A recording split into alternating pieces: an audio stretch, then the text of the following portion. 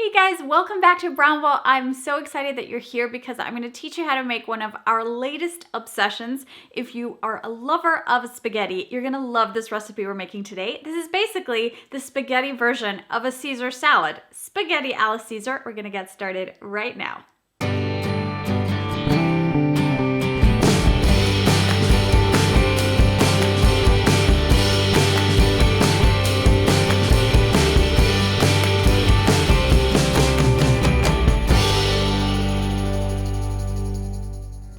One of the things I love about this recipe is that it's full of nutrition. So you get lots of greens, lots of calcium through those greens, and also through some tahini and some almonds. You get protein in the form of some nutritional yeast and some soy milk. If you can also use another type of non-dairy milk if you want, but it's chock full of nutrients. Remember, as vegans, we need to make sure we're reaching all of those nutrient requirements, and this is a yummy filling recipe that is absolutely scrumptious.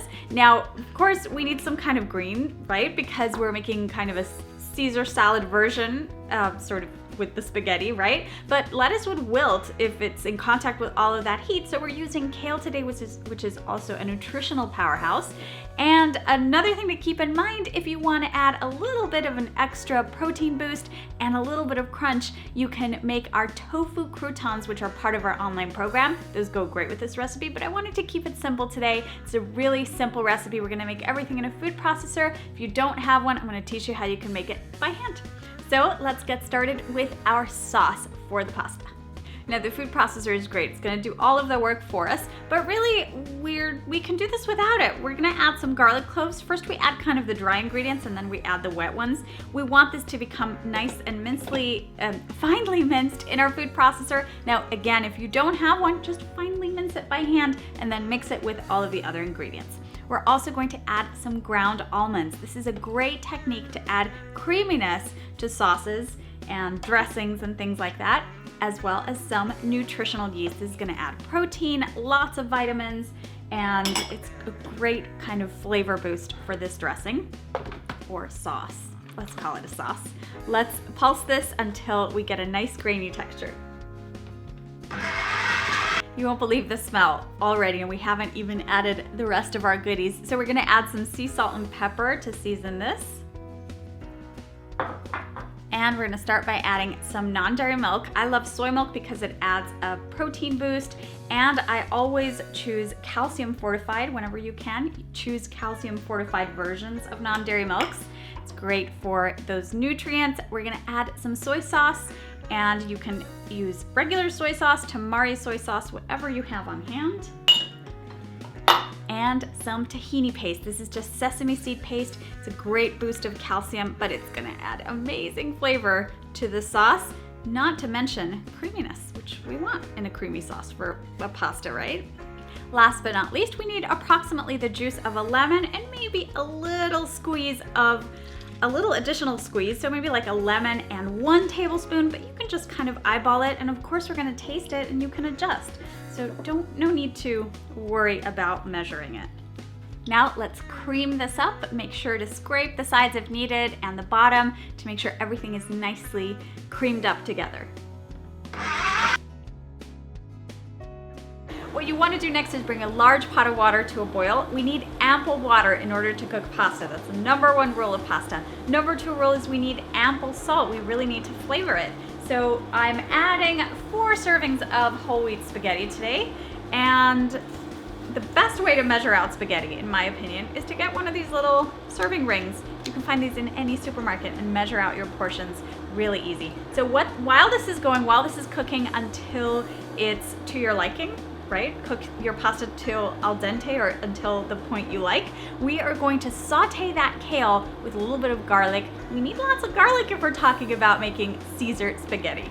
So I've brought a pan, I'm heating it at high heat, and we're gonna add a little drizzle of olive oil, and we're gonna add our kale.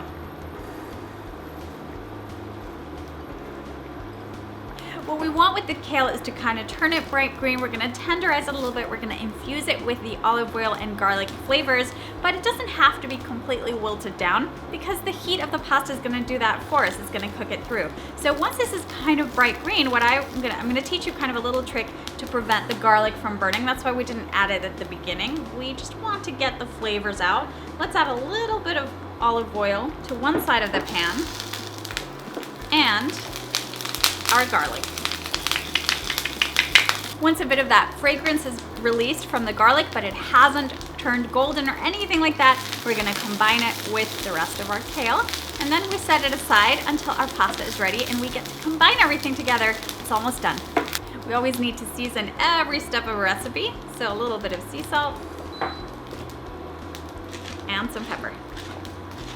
Now, one of the reasons why we made that creamy sauce so thick and rich is because we're actually gonna heat it up with the cooking liquid from our pasta. That's gonna warm it through, and it's also gonna kind of help everything combine together because that's kind of a very, very rich sauce that we made. So we're gonna reserve a bit of the pasta cooking liquid, and you're just gonna eyeball it when you toss everything together. You use as much as you need. It's nice and hot, and it's gonna warm up that sauce. Now, traditional Caesar salad is tossed at the table with all of the ingredients. That's what we're gonna do with our pasta just to keep it traditional. You can do this if you're having a dinner party. You can have all of the components and assemble it in front of them, or you can get everything ready and just serve them on the plates, whatever you like. So here we have our cooked pasta. We're gonna add a little drizzle of olive oil just for that flavor. I love to add some freshly ground pepper.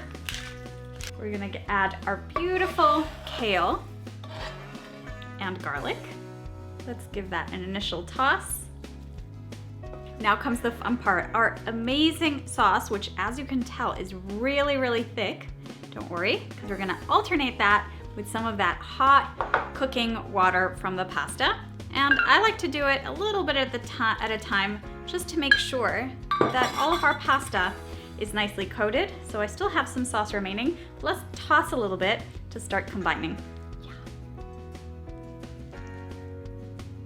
Now for serving, you've got several different options. I love a combination of all three. So we're gonna add a little bit of fresh parsley, freshly chopped parsley. I think the fresh herbs really go great with this.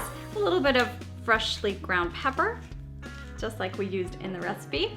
Of course, some parm, and by parm, I mean vegan parm, which is basically just some ground almonds mixed with some sea salt. It's perfect for any pasta recipe you make and couldn't be easier. And this one is a little less traditional, but you might love it. I love it, and I think it adds nice brightness, a little bit of lemon zest.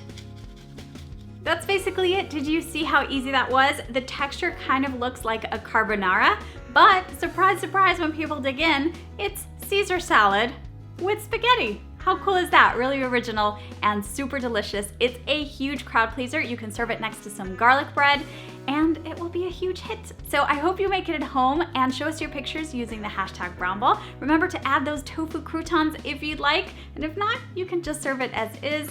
Everybody's gonna love it. Thanks so much for watching, you guys. See you next time.